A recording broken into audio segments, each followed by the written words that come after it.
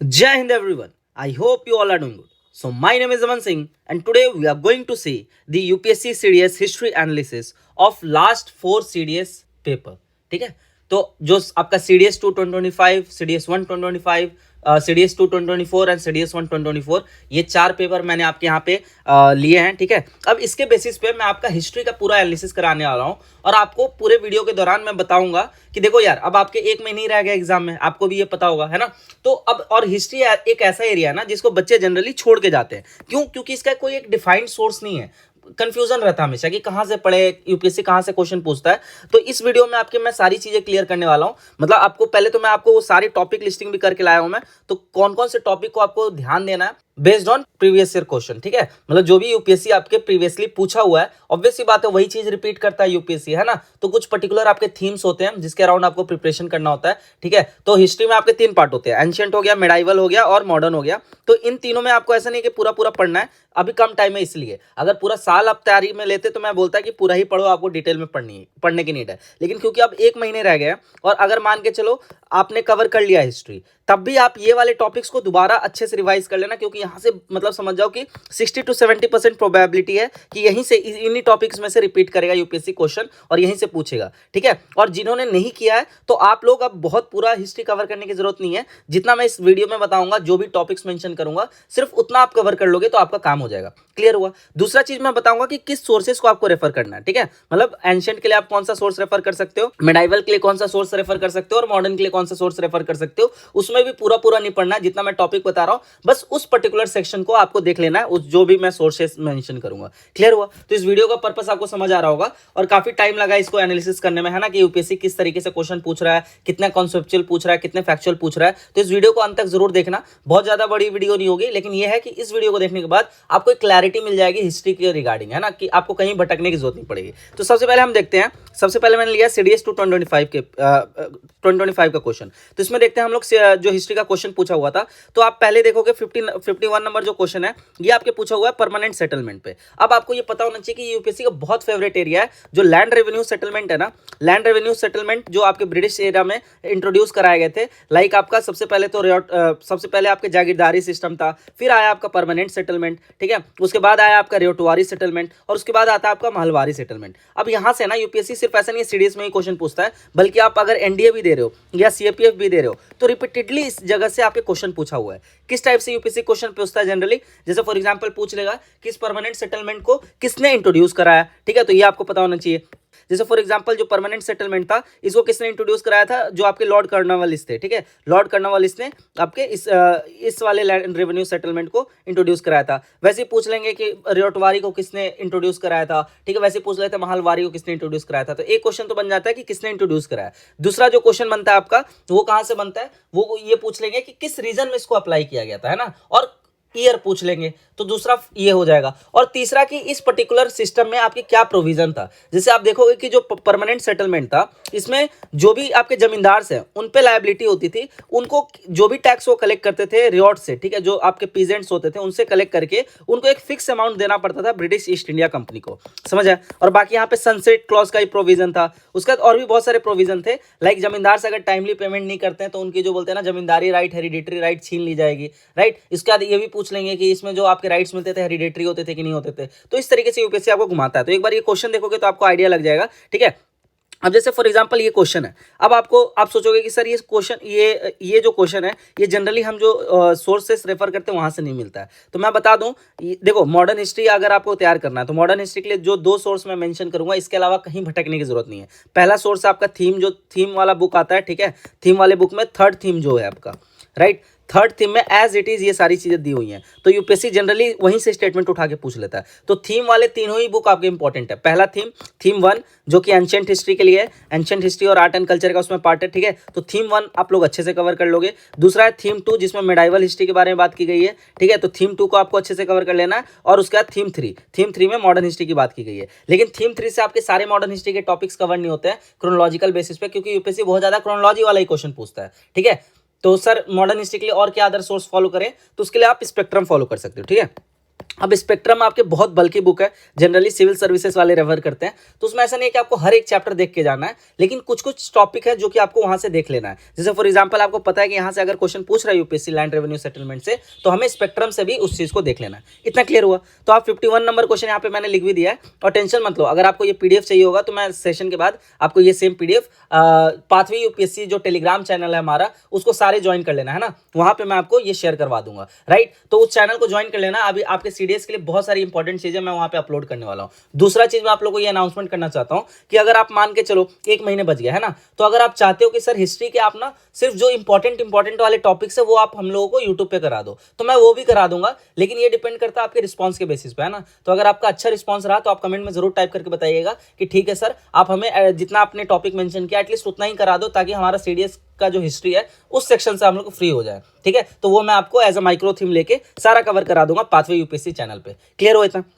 फिर देखो आप 52nd नंबर क्वेश्चन, अच्छा इसका जो मैं सोर्स बता रहा था थर्ड थीम, तो यहाँ पे मैंने लगा भी रखा है, ये देखो, ये जो बुक है आपका थीम 3 से लिया गया है। तो ये स्टेटमेंट दिख रहा है आपका, जैसे दी जमींदारी ट्रूप्स वर डिसबैंडेड, ठीक है, जमींदार ट्रूप वर डिसबैंडेड। दूसरा जो है स्टेटमेंट, ये परमानेंट सेटलमेंट के अकॉर्डिंग पूछ रहा है। Within the villages the power of jotedars was more effective than that of zamindars. तो अब यहाँ पे आपको पता होना चाहिए जोतेदार्स कौन होते थे, तो ये होते थे पीजेंट्स ही, लेकिन क्योंकि ये थोड़े रिच पीजेंट्स में आते थे, है ना, तो ये लोग ना बहुत बार देखा जाता था कि इनकी जो पावर है जमींदार से भी ज्यादा हो जाती है। अच्छा सर, इसका इन्फॉर्मेशन कहाँ दे रखा है? तो भैया इसका इन्फॉर्मेशन आपके थीम 3 वाले बुक में दे रखा है। ये देखो यहाँ पे लिखा हुआ है कि the power of jotedar was more effective than that of zamindar. ये देख पा रहे हो आप कि डायरेक्ट एनसीईआरटी से आपकी स्टेटमेंट ही पूछ लिया है, इसलिए मैंने ये सोर्स का भी कहीं कहीं पे फोटो लगा दिया है। हर एक क्वेश्चन के लिए नहीं लगाया, बस आपको एक सेंस ऑफ, ये बोलते हैं ना कि एक क्रेडिबिलिटी के लिए बस ये फोटो लगा दिया है कि जो मैं बोल रहा हूँ वो बात सच है, क्योंकि मैंने ये पूरा एनालिसिस कर रखा है। सारा फोटो लगाना इधर पॉसिबल नहीं था, इधर ये बस आपका एनालिसिस वीडियो। आप अगर बोलोगे तो मैं आपको सेपरेटली सारे चैप्टर्स कवर करा दूंगा जो भी मैं मेंशन कर रहा हूँ, ठीक है। तो ये देख रहे हो जितने भी स्टेटमेंट्स यहाँ मेंशन है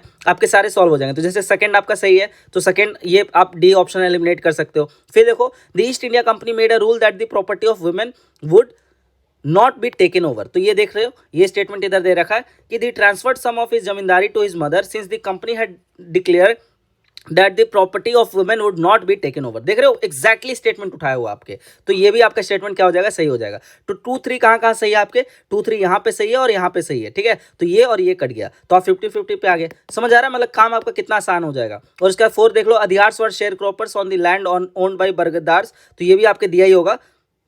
तो ये देखो यहाँ पे दे रखा है, large part of their land was cultivated through share croppers adhiyar और bargadars who brought their own ploughs laboured in the field and handed over half the produce to the jotedars after the harvest. Clear हुआ? तो अब यहाँ पे देखो, यहाँ पे ये स्टेटमेंट गलत हो जाएगा। क्यों गलत हो जाएगा? क्योंकि अधियार्स और बरगदार्स को इस स्टेटमेंट में अलग अलग बताया जा रहा है। यहाँ पे बताया जा रहा है अधियार जो है आपके शेयर क्रॉपर्स थे, और जो बरगदार्स हैं ये जिनकी लैंड होती थी जिसपे अधियार्स कल्टीवेशन करते थे वो होते थे। लेकिन यहाँ पे स्टेटमेंट में देख रहे हो कि जो शेयर क्रॉपर्स को ही अधियार्स या फिर बरगदार्स बोला जाता था। समझ आया? तो ये स्टेटमेंट आपका रॉन्ग हो जाएगा, तो 4 रॉन्ग हो गया, तो मतलब आपका आंसर क्या हो जाएगा, 1, 2 और 3। क्लियर हुआ? तो ये आपको क्या पता लग रहा है कि हमें थीम वाली बुक को कवर कर लेना है। फिर देखो ये 52 नंबर क्वेश्चन देखोगे तो ये भी आपके ये क्या बोलते हैं, मॉडर्न हिस्ट्री से पूछा हुआ है।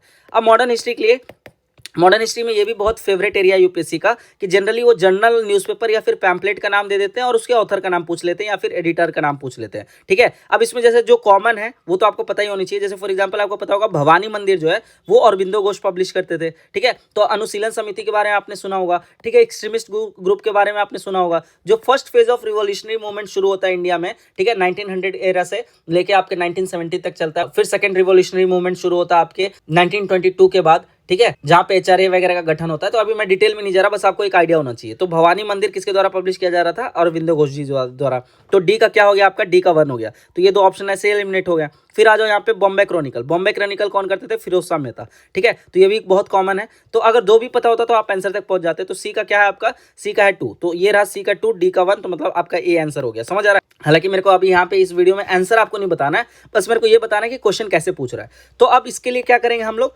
अगर आप बोलोगे तो मैं आपको एक पूरा कंपाइलेशन दे दूंगा, ठीक है। जो भी जनरल्स हैं, जो भी पैम्पलेट्स हैं, जो भी बुक्स हैं जो कि रेलिवेंट आपके एग्जामिनेशन के लिए, उनका एक लिस्ट प्रोवाइड कर दूंगा। सेम आपके टेलीग्राम ज्वाइन कर लेना, पाथवे यूपीएससी वाला, वहां पे आपको प्रोवाइड कर दूंगा, ठीक है, कि भैया ये पढ़ के चले जाओ, 2-4 पेज में जो भी नेम है, ठीक है, यहीं से अगर पूछना होगा तो पूछेंगे। तो सेकंड टाइप ऑफ क्वेश्चन आपको समझ आ गया कि आपके जनरल न्यूज़पेपर से क्वेश्चन पूछ रहे हैं। फिर देखो यहाँ पे 53 में देख रहे हो गदर मूवमेंट, मतलब कहीं ना कहीं रिवॉल्यूशनरी मूवमेंट से क्वेश्चन पूछ रहे हैं। अब गदर मूवमेंट आपके ना थीम वाले बुक में उतना अच्छे से एक्सप्लेन नहीं है, लेकिन आप स्पेक्ट्रम पढ़ोगे तो वहाँ पे बहुत अच्छे से एक्सप्लेन है, ठीक है। तो स्पेक्ट्रम से आपके ये सारा सॉल्व हो जाएगा, है ना। गदर मूवमेंट वाला सेक्शन उठाना, स्पेक्ट्रम से पढ़ डालना, मतलब जो भी रिवॉल्यूशनरी मूवमेंट हुए हैं, गदर मूवमेंट हो गया, चाहे आपका अनुशीलन समिति हो गया, चाहे जो भी बॉम्बिंग वाला केस हुआ था, ठीक है, वो सारे आप कवर कर लेना, किससे, स्पेक्ट्रम से। बहुत अच्छे से कवर्ड है आपका, राइट। और अगर चाहते हो मैं कवर करा दूं तो फिर अगेन कमेंट सेक्शन में टाइप करके बता देना, मैं आपके लिए सेपरेट वीडियो ला दूंगा। क्लियर हुआ। तो 53 से क्या पता लग रहा है कि आपके कहां से पूछ रहे हैं, रिवॉल्यूशनरी मूवमेंट से पूछ रहे हैं। इसमें भी 2 फेज है, फर्स्ट फेज और सेकंड फेज, दोनों को सेपरेटली आपको पढ़ना है। फिर देखो यहाँ पे chronological arrange the formation following the political association beginning from the earliest. अब देखो ये वाला जो क्वेश्चन है, इसका सेम चैनल पाथवे यूपीएससी पे आप शॉर्ट वाले सेक्शन में जाना, ये वाले मैं करवा चुका हूं आपको टॉपिक, है ना। तो जैसे हम लोग अभी ये भी सोचें कि छोटे छोटे जो माइक्रो थीम्स है ना, उसके बेसिस पे आपको शॉर्ट्स ला के देंगे। जैसे 2 शॉर्ट्स अभी आपके अपलोड हुए, एक तो आपके यही political association before the formation of INC, एक शॉर्ट इस पे है, और दूसरा आपके 5 ईयर प्लान, क्योंकि यहाँ से यूपीएससी पूछता है क्वेश्चन, तो ये दोनों हमने शॉर्ट अपलोड कर दिए। तो इसी तरीके से इन्फॉर्मेटिव शॉर्ट भी चाहिए तो आप लोग कमेंट सेक्शन में टाइप करके बता देना, ठीक है। तो ये वाली चीज भी, इसका मैंने हालांकि पाथवे यूपीएससी वाले टेलीग्राम चैनल पे जो इसका इमेज था, एक ही माइंड मैप है, उससे आपके इस टाइप के सारे क्वेश्चन सॉल्व हो जाएंगे। तो जाके देख लेना एक बार ग्रुप से ज्वाइन करके, ठीक है, आपका पर्पस सॉल्व हो जाएगा। तो ये आपको क्या पता लग रहा है कि हमें कांग्रेस के बारे में पढ़ना है, और कांग्रेस से पहले जो भी पॉलिटिकल एसोसिएशन हुआ था उनके बारे में पढ़ना है। क्लियर हुआ। फिर 55 देख रहे हो आप कि ये कहाँ से पूछ रहा है, ये पूछ रहा है आपके एंशिएंट हिस्ट्री से, ठीक है। यहाँ पे पूछा है बेसिकली कि जो एविडेंस ऑफ प्लॉट फील्ड है एट कालीबंगन इन राजस्थान, वो किस पीरियड से बिलोंग करता है। तो इसका भी देखो मैं बता रहा हूँ ये कहाँ से सोर्स मिल रहा है आपका, थीम 1 से। तो यार देखो थीम 1 वाला जो बुक है ना, ये तो मैं रिकमेंड करूंगा कि सारे ही चैप्टर पढ़ लेना, क्योंकि डायरेक्ट एग्जैक्टली यूपीएससी उठा के पूछता है। जैसे ये देखो यहाँ पे मैंने फोटो लगा रखा है कि जो आपका टेराकोटा प्लो है, ये कहाँ पे मिला था, चोलिस्तान और बानावली में। प्लॉट फील्ड जो आपके था कहाँ पे मिला था, कालीबंगन में मिला था, ठीक है। तो यहाँ पे लिखा हुआ है कि archaeologist have also found evidence of a plot field at Kalibangan associated with early Harappan level. समझ आया। तो इसका आंसर क्या हो जाएगा, ए, अर्ली हड़प्पन। क्लियर हुआ। तो इस तरीके से जब आप पढ़ोगे ना, जब अपने सोर्सेस को लिमिटेड कर दोगे, जब आपको पता होगा कि यहीं से यूपीएससी डायरेक्ट स्टेटमेंट उठा के पूछ रहा है और मुझे इतना ही करके जाना है, तो आपका प्रिपरेशन बहुत इजी हो जाता है और आप इजीली 50+ स्कोर कर पाते हो, है ना। मैंने खुद भी इस एग्जाम को मल्टीपल टाइम्स क्लियर किए हुए हैं विथ 50+ स्कोर, इसलिए आप लोग को एक्सपीरियंस से बता रहा हूँ कि जो टॉपिक मैं मेंशन कर रहा हूँ उतना करके चले जाओगे, आपका काम हो जाएगा। अब जल्दी जल्दी देखते आगे। तो ये समझ आया। तो यहाँ से हमें क्या पता लग रहा है कि मॉडर्न हिस्ट्री का वेटेज बहुत ज्यादा है। पूरा एनालिसिस के बाद आपको ये समझ आएगा कि मॉडर्न हिस्ट्री और एंशिएंट पे आपको ज्यादा फोकस करना है, क्योंकि यूपीएससी यहां से ज्यादा क्वेश्चन पूछ रहा है। क्लियर हुआ। फिर देखो आगे यहाँ पे ये वाला क्वेश्चन देखो, 56 क्वेश्चन जो है आपके क्रोनोलॉजी ऑफ इवेंट से पूछा अगेन। तो आपको मॉडर्न हिस्ट्री के जो भी इवेंट्स हुए हैं, पूरी इवेंट डिटेल में याद ना भी हो, लेकिन तब भी आपको क्रोनोलॉजी पता होनी चाहिए। जैसे आपको पता होनी चाहिए कि 1921 में क्या हुआ, 1922 में क्या हुआ, 1923 में क्या हुआ, इस टाइप से आपको क्रोनोलॉजी पता होनी चाहिए। और उसमें भी हर एक ईयर का नहीं पता होना चाहिए, जो मेजर इवेंट है। जैसे for example Gandhi ji India में कब आया, 1915 में आया, ठीक है। उसके बाद आपका होम रूल लीग का कब सेटअप हुआ, 1916 1917, ठीक है, 1916 1917। उधर लखनऊ पैक्ट कब साइन हुआ, 1916 में, ठीक है। वैसे मोन्टागो कैम्सफोर्ड रिफॉर्म कब आया, 1919 में। तो इस टाइप से आपको क्रोनोलॉजी पता होनी चाहिए। साइमन कमीशन कब आता है, आपके नेहरू रिपोर्ट कब रिलीज होता है, सिविल डिसओबीडियंस मूवमेंट कब शुरू होता है, नॉन कोऑपरेशन मूवमेंट कब शुरू होता है, ये सब आपको एज इट इज पता होना चाहिए। बंगाल पार्टीशन कब होता है, ठीक है। आगे जाओगे तो राउंड टेबल कॉन्फ्रेंसेस कब होते हैं, क्विट इंडिया मूवमेंट कब होता है, ये सब का क्रोनोलॉजी एक बार याद कर लोगे ना, तो इस टाइप से आपके क्वेश्चन इजीली सॉल्व हो जाएंगे। तो आपको क्या पता लग रहा है कि हमें क्रोनोलॉजी पढ़ना है। फिर देखो ये 57, ये आपके एंशिएंट से पूछा हुआ है। तो आईबीसी बहुत एक इंपॉर्टेंट टॉपिक है। आईबीसी को आपको अच्छे से कर लेना। कहाँ से कर लेना, थीम वाले बुक से। थीम 1 का जो पहला चैप्टर है, पहला दूसरा चैप्टर, उसको आप अच्छे से कर लेना, तो आपका सारा जो बोलते हैं ना आईबीसी का जो भी इंपॉर्टेंट चीज है वो कवर्ड हो जाएगा, राइट। तो जैसे फॉर एग्जांपल यहाँ पे पूछा है गिरनार, चोलिस्तान, मंत और सन्नति, ठीक है। तो यहाँ पे पूछा वेल नोन फॉर, कितने पेयर्स इसमें से करेक्ट मैच्ड है। जैसे गिरनार आपको पता होना चाहिए, सुदर्शन लेक, हाँ। यहाँ पे जो शाका रूलर थे, ठीक है, शाका रूलर कौन, रुद्रदमन II, तो उन्होंने रिपेयर कराया था सुदर्शन लेक को, राइट। और उसका मेंशन कहाँ था, गिरनार इंस्क्रिप्शन में मेंशन था। तो पहला आपका सही है। फिर चोलिस्तान देख रहे हो, टेराकोटा मॉडल ऑफ प्लॉ, ये अभी हम ऊपर देख के आ रहे थे यहाँ पे, ठीक है। चोलिस्तान जो था यहाँ पे हम अभी देख के आ रहे थे कि ये यहाँ पे क्या मिला था हमें, टेराकोटा मॉडल ऑफ प्लॉ मिला था। समझ आया। तो सेकेंड भी आपका सही है। अच्छा, और सन्नति देखो, सन्नति में आपके जो अशोका पिलर है, क्या वो ओडिशा में है। तो देखो ये आपके थीम वाले बुक से मैंने मैप उठाया, तो आप देख सकते हो सन्नति आपके ओडिशा में थोड़ी ना है, सन्नति आपके कर्नाटका साइड में, ठीक है। तो यहाँ से आपके ये स्टेटमेंट गलत हो जाता है, तो ये आपका ऑप्शन गलत हो जाएगा। तो इजिली आप सॉल्व कर सकते हो मैप से, राइट। उसके बाद आ जाओ यहाँ पे 58 नंबर क्वेश्चन, ये आपके विजयनगर इंपायर से पूछा हुआ है। तो विजयनगर से भी रिपीटेडली क्वेश्चन पूछते हैं, इसको अच्छे से आपको कर लेना है। जैसे यहाँ पे पूछा हुआ है अमर नायका सिस्टम। अब ये भी देखो, ये मैंने लिया है आपके थीम 2 से। तो तो ये जो तीनों थीम की बुक है ना, ये जरूर याद कर लेना। तो यहाँ पे देखो दिया हुआ है, amara nayaka system was a major political innovation of the Vijayanagar empire. इसमें बेसिकली जो अमर नायकाज होते थे, ये मिलिट्री कमांडर्स हुआ करते थे, इनको एक टेरिटरीज दे दिया जाता था टू गवर्न बाय द रायाज। रायाज कौन होते थे? जो रूलर होते थे, राइट। तो इनका काम क्या था कि उस टेरिटरी का पूरा मालिकाना हक इनके पास था, ये लोग टैक्स कलेक्ट कर सकते थे, ठीक है। उस टैक्स को ये लोग, उस टैक्स का ही कुछ हिस्सा ये लोग किंग को एज अ ट्रिब्यूट दे देते थे, ठीक है। उसका पर्सनल यूज के लिए भी ये लोग यूज करते थे उस टैक्स का, to maintain a stipulated contingent of horses and elephants, right. तो अमर नायका सिस्टम यहाँ पे पूरा डायरेक्टली मेंशन है डिटेल में, और यहीं से आपके क्वेश्चन पूछा हुआ है यूपीएससी में, तो आप इजिली आराम से यहाँ पे ये सही कर सकते हो ना। यहाँ पे नॉट करेक्ट पूछा हुआ है ना, तो नॉट करेक्ट क्या होगा? They were not allowed to use their share of revenue for the maintenance of temples. तो ऐसा है क्या? ये देखो यहाँ पे दिया हुआ है कि जो इनका शेयर ऑफ रेवेन्यू था, इससे ये लोग क्या करते थे? मेंटेन करते थे टेम्पल, है ना। Some of the revenue was also used for the maintenance of temples and irrigation work. तो यहाँ पे ये स्टेटमेंट क्या हो जाएगा? गलत हो जाएगा। तो इसका आंसर क्या है? डी है। क्लियर हुआ? तो देखो एक पेज आप पढ़ोगे, एक पेज भी नहीं है ये, बल्कि एक पेज का ये आधा हिस्सा है, इतना पढ़ोगे तो आपका एक क्वेश्चन इजिली सॉल्व हो जाएगा। तो आप देख सकते हो अभी तक आपको इतना आइडिया लग गया हो कि डायरेक्टली यूपीएससी पिक कर रहा है इन थीम वाले बुक से। उसके बाद यहाँ पे आ जाओ, खूब लड़ी मर्दानी वो तो झांसी वाली रानी थी। चलो ये तो आप बचपन में भी पढ़ते हो कि ये सुभद्रा कुमारी चौहान जी द्वारा लिखा हुआ एक बहुत प्यारा पोएम है, डेडिकेट किया गया रानी लक्ष्मीबाई जी को, ठीक है, जो कि 1857 रिवॉल्ट की नायिका थी, राइट। तो ये चीज़ आपका इजिली सॉल्व हो जाता है। तो इस टाइप के क्वेश्चन तो आपको गलत करने का मतलब होता है ना, रिस्क ही नहीं ले सकते हो, ऐसे ये कॉम्पिटिशन से बाहर हो जाओगे। फिर यहाँ पे देखो 60 क्वेश्चन क्या पूछा हुआ है? एलोरा के बारे में पूछा हुआ है, जो एलोरा टेम्पल है, एलोरा केव है, राइट। यहाँ पे कैलासा टेम्पल के बारे में पूछा हुआ है, तो एलोरा के बारे में मेंशन आपके थीम 1 वाले बुक में ये देख सकते हो आप कि इसको किसने बनाया था? आजीविका सेठ ने बनाया था। तो यहाँ पे स्टेटमेंट क्या है कि ये आपके एसोसिएटेड एक्सक्लूसिवली विथ बुद्धिज्म है क्या? तो ऐसा नहीं है, ठीक है। तो जो एलोरा केव है वो आपके बुद्धिज्म, जैनिज्म और हिंदुइज्म तीनों को ही डेडिकेटेड है ना। तो ये स्टेटमेंट वैसे ही गलत हो जाएगा। जो आपका अजंता केव है वो आपके सिर्फ बुद्धिज्म को डेडिकेटेड है, ये चीज याद रखना। अजंता केव और बाग केव, लेकिन एलोरा केव आपके तीनों को ही डेडिकेटेड है। तो फर्स्ट गलत हो गया।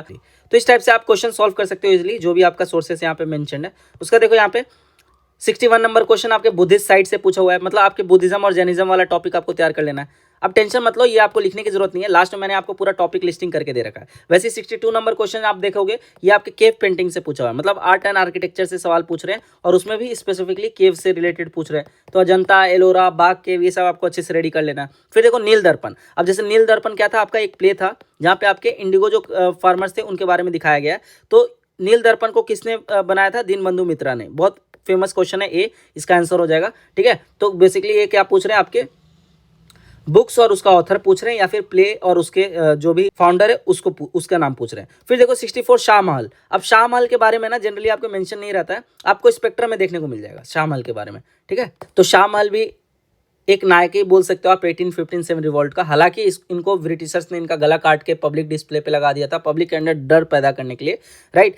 तो शाहमहल ने ना आपके बहुत बड़ा काम किया था, जैसे जो ब्रिटिशर्स के कम्युनिकेशन सिस्टम को डिसमेंटल करने में, राइट। और इन्होंने कैप्चर कर लिया था इंग्लिशमैन के बंगलों को, और उसका नाम रख दिया था हॉल ऑफ जस्टिस। कहाँ पे? बरूत में, राइट। तो ये सारी चीज़ें इंपॉर्टेंट है, याद रखना। तो अभी हमें आंसर नहीं देखना, अभी मैं बस आपको बता रहा हूँ इसका सोर्स क्या हो जाएगा? स्पेक्ट्रम। ये आपको स्पेक्ट्रम मिल जाएगा, और आपको पता लग रहा है कि मॉडर्न हिस्ट्री में आपको 1857 रिवॉल्ट के बाद का अच्छे से पढ़ लेना है ना, और इंक्लूडिंग 1857 रिवॉल्ट। फिर देखो 65। तो यहाँ पे भी आपके क्या पूछा हुआ है? यहाँ पे पूछा हुआ है आपके पेंटिंग से रिलेटेड, राइट। तो पेंटिंग आर्ट एंड कल्चर का सेक्शन है। अच्छा, मैं आप लोगों को बता दूं कि मैंने ना आपके सेम पाथवे यूपीएससी वाले चैनल पे मैंने पिंड मैसेज में कर रखा है, एक आर्ट एंड कल्चर का मैंने फाइल शेयर किया है, ठीक है। बहुत ही कॉम्प्रिहेंसिव फाइल बना हुआ है, वहाँ पे ये सारी चीज़ें मेंशन है। तो मैं बोलूँगा कि उसको डाउनलोड कर लो, ठीक है, फ्रीली अवेलेबल है आपके। उसको डाउनलोड करके आप वहाँ से आर्ट एंड कल्चर रेडी कर लो।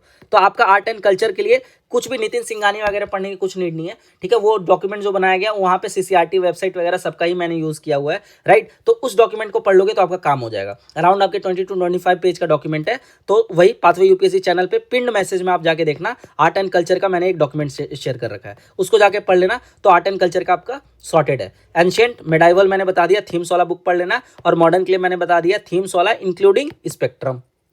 तो सोर्सेज तो आई होप आप लोगों को क्लियर हो गए होंगे, इससे बाहर आपके नहीं जाएगा, ठीक है। 60 to 70% क्वेश्चन आप आराम से सॉल्व कर लोगे। फिर देखो यहाँ पे आपके जो विमेन लीडर्स हैं फ्रीडम मूवमेंट में, उनके बारे में पूछा हुआ है। ये भी आपको स्पेक्ट्रम में देखने को मिल जाएगा। पंडिता रामाबाई के बारे में, ताराबाई शिंदे के बारे में, सरोजनी नायडू जी के बारे में, ठीक है। इन्होंने ही आपके जो सिविल डिसोबीडियंस मूवमेंट है उसको आगे बढ़ाया था after the arrest of Gandhi ji, Mahatma Gandhi ji, है ना। फिर देखो आगे यहाँ पे देख सकते हो 67 में आपके सिविल डिसोबीडियंस मूवमेंट से पूछा हुआ है। तो आपको पता लग रहा है कि ये सारे जो इवेंट है जो गांधी जी द्वारा लॉन्च किए गए थे उसको आपको अच्छे से रेडी कर लेना है, राइट। 68 में देखो आपके पूछा हुआ है कालाराम टेम्पल कहाँ पे, तो ये आपके सोशियो रिलीजियस रिफॉर्म मूवमेंट से पूछा हुआ है, क्योंकि इसको इन्होंने एसोसिएट किससे कर दिया, टेम्पल एंट्री मूवमेंट से। ये देखो थोड़ा सा मैं जूम इन कर देता हूँ, टेम्पल एंट्री मूवमेंट का पूछा हुआ है, तो ये सोशियो रिलीजियस रिफॉर्म मूवमेंट था, ठीक है। फिर देखो Matangini Hazra and Lakshman Naik sacrifices their lives in, तो ये नाम दे रखा है ये दो फेमस पर्सनैलिटी का, इन लोगों ने अपने लाइफ को सेक्रीफाइस किया था क्विट इंडिया मूवमेंट में, है ना। दो बहुत फेमस नाम है, तो ये आपके क्विट इंडिया मूवमेंट को बता रहा है कि अच्छे से कर लेना है, राइट। उसका देखो with reference to the history of India the copy की इज एसोसिएटेड विथ, तो आपके मतलब ये टर्म से भी क्वेश्चन पूछ रहे हैं, तो टर्म्स के लिए भी मैं आप बोलोगे तो टर्म्स का भी मैं लिस्ट दे दूंगा इंपॉर्टेंट टर्म्स का, जहां से आपकी यूपीएससी क्वेश्चन पूछा हुआ है बेस्ड ऑन पीवाईक्यू, सारा बनाया हुआ है। बस आप लोग जैसे जैसे डिमांड करोगे मैं आपके अवेलेबल कराते जाऊंगा, है ना, पाथवे यूपीएससी वाले चैनल पे।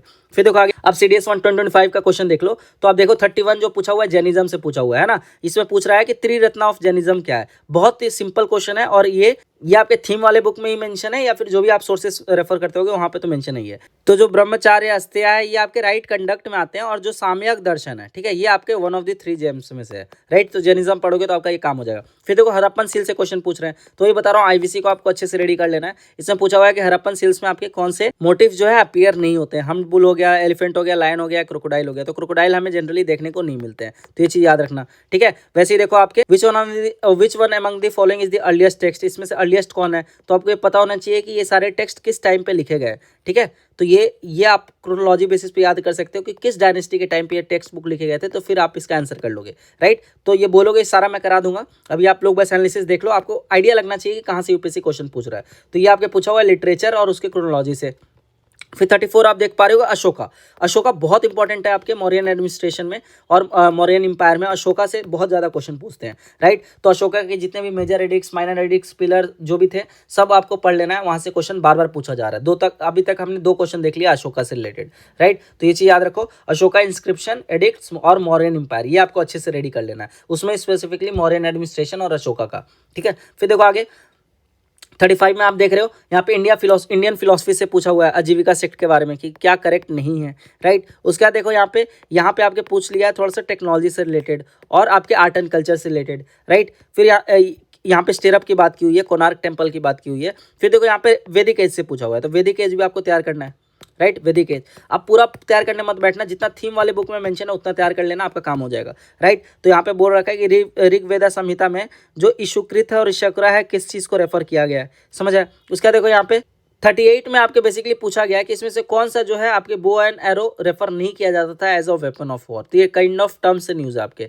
ठीक है। फिर देखो ये भी आपके टर्म से न्यूज़ है। मंजनिक आपको पता होनी चाहिए, ये आपका डिवाइस फॉर थ्रोइंग स्टोन्स होता था, ठीक है। तो ये सब रिपीटेड क्वेश्चन है ना, यूपीएससी ने पहले भी पूछ रखा है। मैं तो यहाँ पे सिर्फ आपके 4 पेपर लिया हूँ ना सीडीएस के, तो पीछे और जाओगे तो ये सब आपको रिपीटेड मिल जाएंगे किसी ना किसी एग्जाम में, राइट। तो 39 आपके कहीं ना कहीं टर्म से पूछा हुआ है, मिडाइवल से पूछा हुआ है। तो आप देख पा रहे होगे कि मिडाइवल से बहुत कम क्वेश्चन पूछ रहे हैं, तो मिडाइवल में आपको कुछ टॉपिक्स तैयार कर लेना है, जैसे मुगल इंपायर कर लेना है, विजयनगर इंपायर आपको कर लेना है, ठीक है। भक्ति और सूफी मूवमेंट्स आपको कर लेना है, उसमें भी बहुत डिटेल में नहीं करनी है, उसके लिए भी स्पेसिफिक सेक्शन होता है जिसको आपको तैयार करना होता है, ठीक है। तो उतना स्पेसिफिक सेक्शन आप तैयार कर लोगे तो आपका काम हो जाएगा। अब वो स्पेसिफिक सेक्शन कहाँ से मिलेगा, तो वही जो मैंने आर्ट एंड कल्चर वाली फाइल शेयर कर रखी है उसमें आपको मिल जाएगा, ठीक है। फिर देखो मिडाइवल इंडिया से यहाँ पे क्वेश्चन पूछा हुआ है स्पेशली इरिगेशन और एग्रीकल्चर से।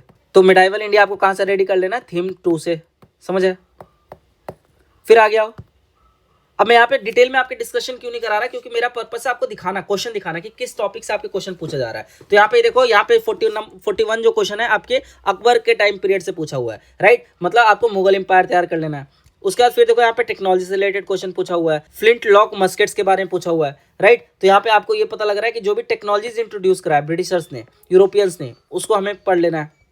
फिर यहाँ पे देखो जो आपके कोर्ट पोएट होते थे, कोर्ट पोएट जो भी होते थे रूलर के टाइम पे फेमस, जैसे फॉर एग्जांपल अश्वघोष हो गया, कालिदास हो गए, ठीक है, अमीर खुसरो साहब हो गए। अमीर खुसरो साहब के बारे में बहुत बार पूछा हुआ है एग्जाम में, राइट। तो जितने भी कोर्ट पोएट होते थे या फिर जो जोवेल्स होते थे उनके बारे में आपको अच्छे से कर लेना है, जो ग्रामेरियन होते थे उनके बारे में कर लेना है, राइट। फिर देखो यहाँ पे which one of the following statement about the Rig वैदिक गॉडेसेस इज करेक्ट, तो ऋग वैदिक गॉड के बारे में यहाँ पे पूछा हुआ है, राइट। फिर देखो 45 which one of the following statement about the Buddhist goddess Hariti is correct. तो यहाँ पे बुद्धिस्ट गॉडेस के बारे में पूछा हुआ है। तो ये सब क्वेश्चन आपको आइडिया लग रहा होगा, ठीक है। तो ये देखो, ये सारे क्वेश्चन मैंने यहाँ पे आपको एनालाइज कर रखा है, ये पीडीएफ में आपके साथ शेयर कर दूंगा। मैंने बाकी लास्ट में आपको टॉपिक लिस्टिंग बता देता हूँ। ये सारे 4 पेपर के एनालिसिस के बाद जो मैंने टॉपिक लिस्टिंग निकाली है, उसमें क्या निकल के आया कि एंशिएंट इंडिया जो है वो आपके इन 4 साल में सबसे ज्यादा पूछा जा रहा है। मतलब एंशिएंट इंडिया को आपको अच्छे से कर लेना है। फिर सेकंड नंबर आता है मॉडर्न इंडिया जो कि 35% कंसिस्ट कर रहा है। फिर आता है मिडाइवल। तो इस बेसिस पे आप लोग प्रायोरिटी सेट कर सकते हो। क्लियर हुआ। एंशिएंट इंडिया का ये 4 साल में 14 क्वेश्चन पूछे हुए हैं। तो आप समझ सकते हो कि 4 पेपर में, है ना, 2 साल, क्योंकि एक साल में 2 पेपर होते हैं सीडीएस के, तो 2 साल में आपके 14 क्वेश्चन पूछे हुए हैं 4 पेपर में।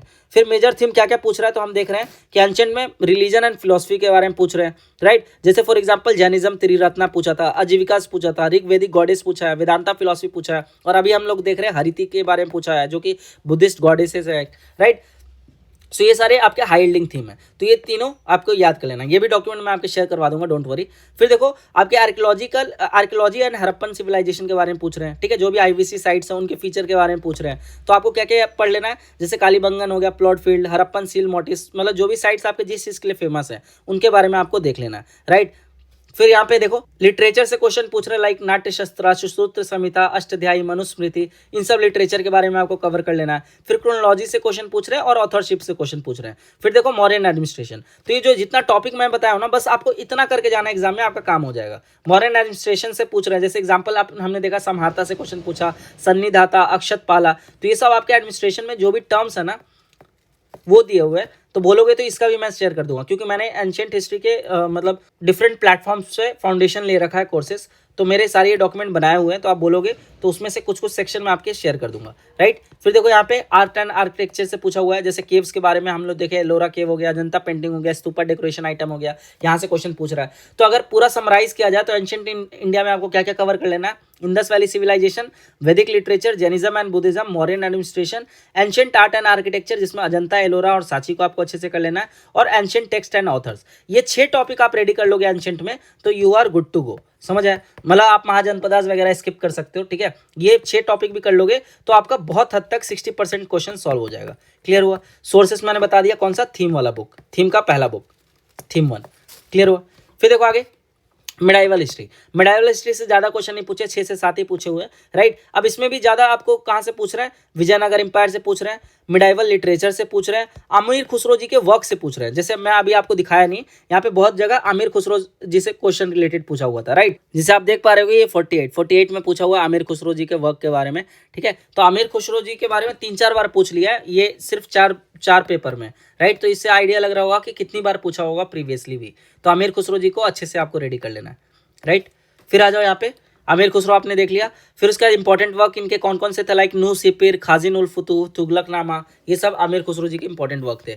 फिर कश्मीर हिस्ट्री के बारे में पूछ रखा है, जैनुल आबिदीन, राज तरंगिनी, ये सब के बारे में पूछ रखा है। फिर मराठा एडमिनिस्ट्रेशन के बारे में पूछ रखा है, ठीक है। तो मराठा से अगर आपके सवाल बनेगा तो एडमिनिस्ट्रेशन से सवाल बनेगा, तो इसको आपको अच्छे से रेडी कर लेना है।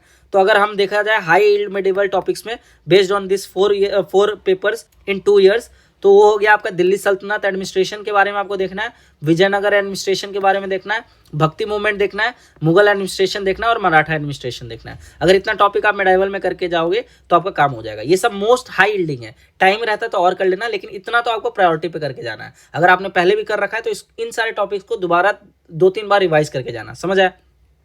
फिर देखो आगे मॉडर्न इंडियन एनालिसिस। तो मॉडर्न इंडिया में हम देख पा रहे हैं कि फ्रीडम मूवमेंट इवेंट्स के बारे में पूछ रखा है, like Gandhi union pact, Dandi march, round table conference, Muslim league, ठीक है। उसका यहाँ से क्रोनोलॉजी बहुत कॉमन है, तो मैं वही बता रहा था कि क्रोनोलॉजी भी याद कर लोगे तो बहुत सारे क्वेश्चन आप इजिली सॉल्व कर लोगे। फिर रिवॉल्यूशनरी मूवमेंट के बारे में यहाँ पे पूछ रहे हैं, जैसे गदर मूवमेंट हमने देखा है ना, फाउंडर क्या है, लोकेशन क्या है, ऑर्गेनाइजेशन कहाँ पे फॉर्म हुआ, ये सब पूछ ले हैं। फिर सोशल रिफॉर्म मूवमेंट के बारे में पूछे हुए थे, राइट। जो विमेन रिवॉल्यूशनरी थी उनके बारे में पूछा हुआ है, पंडिता रामाबाई, ताराबाई शिंदे, सरोजनी नायडू। फिर देखो ब्रिटिश पॉलिसीज से आपके लैंड रेवेन्यू सेटलमेंट से आपके पूछ रखा है, परमानेंट सेटलमेंट हो गया, डोटवारी हो गया, महलवारी हो गया। फिर जो आपको बताया था political association before the formation of INC, Congress session से आपके सवाल आते हैं, ठीक है। गवर्नर जनरल से आपके सवाल आते हैं, पूछ लेंगे कि ये गवर्नर जनरल के टाइम पे क्या हुआ था, या फिर ये पर्टिकुलर सिस्टम किस गवर्नर जनरल ने आपके इंट्रोड्यूस कराया था। फॉर एग्जांपल जैसे रिंग ऑफ फेंस पॉलिसी, ये किसने इंट्रोड्यूस कराया था, रिंग ऑफ फेंस पॉलिसी ये इंट्रोड्यूस कराया था आपके वारेन हेस्टिंग ने। इस टाइप से आपके पूछ लेंगे डॉक्ट्रिन ऑफ लैप्स से किसने इंट्रोड्यूस कराया था, तो वो थे आपके डलहौजी। तो इस टाइप से आपको पता होनी चाहिए, राइट। फिर पीजेंट मूवमेंट के बारे में आपसे पूछ लेंगे। फिर देखो, तो अगर हाई यील्डिंग मॉडर्न टॉपिक देखा जाए तो गांधीयन मूवमेंट तो आपको अच्छे से कर लेना है, जैसे चंपारण सत्याग्रह, अहमदाबाद मिल स्ट्राइक, बरदौली सत्याग्रह, ठीक है। बरदौली में हालांकि गांधी जी बहुत बाद में पहुंचे थे, लेकिन स्टिल गांधी जी से रिलेटेड है। फिर non cooperation movement, civil disobedience movement, quit India movement, ये सब आपको अच्छे से करके जाना है, जो भी जिसमें भी गांधी जी प्रेजेंट थे। फिर रिवॉल्यूशनरी मूवमेंट आपको अच्छे से कर लेना है, देख ही लिया आप कितना क्वेश्चन पूछा हुआ है। सोशियो रिलीजियस रिफॉर्म मूवमेंट करना, उसमें भी ब्रह्म समाज, आर्यन समाज, ठीक है, देव समाज, ये सब आपको अच्छे से कर लेना है। विवेकानंद जी का जो था रामकृष्ण मिशन, उसको आपको अच्छे से कर लेना है। फिर अर्ली पॉलिटिकल एसोसिएशन, इससे रिलेटेड मैंने रील डाल दिया है, बस वो रील देख लोगे तो आपका सारा क्वेश्चन सॉल्व हो जाएगा। फिर ब्रिटिश इकोनॉमिक पॉलिसी से भी आपके क्वेश्चन पूछ लेते हैं। अब एग्जामिनर का माइंडसेट क्या रहता है, तो देखो जो सीडीएस एग्जामिनेशन में जो एग्जामिनर क्या चीज प्रेफर करता है, एक तो कल्चरल बेस्ड क्वेश्चन जैसे अजंता पेंटिंग, स्तूपा डेकोरेशन।